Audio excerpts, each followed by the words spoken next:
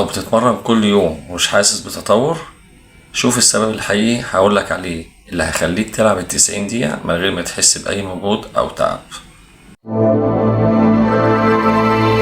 في الفيديو دوت هنتكلم عن نقطة مهمة جدا هتخليك ما تحسش بأي إجهاد أو أي مجهود خلال التمرين أو خلال الماتش. بص يا نجم، أغلب اللعيبة فاكرة إن اللي بيتمرن أكتر هو اللي بيتطور أسرع، وده غلط كبير جدا. التمرين مهم طبعا، بس من غير راحة كافية جسمك هيخونك من أول ماتش صعب.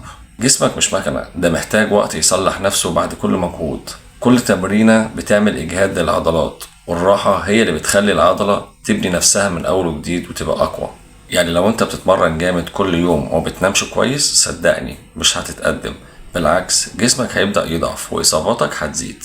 شفت لعيبة كتير بتسهر وتروح تتمرن تاني يوم وهي مش مركزة، جسمه تقيل، عينه مجهدة، وبعد كده يقولك أنا بتمرن جامد ومش بتطور. لا، أنت مش بتريح كويس. النوم هو وقت التطور الحقيقي. الجسم وقتها بيصلح الخلايا، العضلات، المخ كمان بيركز أكتر. اللعيب المحترف بينام من 7 ل 8 ساعات يوميا، وبيعمل جلسات استشفاء بعد كل تمرين، سواء بمية ساقعة أو تدليك أو حتى راحة ذهنية بعيدة عن الموبايل.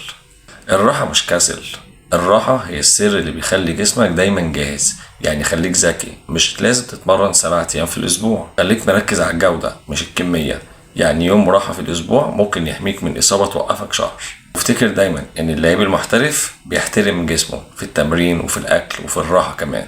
عايز تبقى قوي وتلعب ال90 دقيقة؟ نام بدري، اشرب مية كويس، ابعد عن السهر والموبايل قبل النوم. خليك فاكر يا نجم، الجسم مش بياخد راحته، عمره ما هيقدر يديك 100%.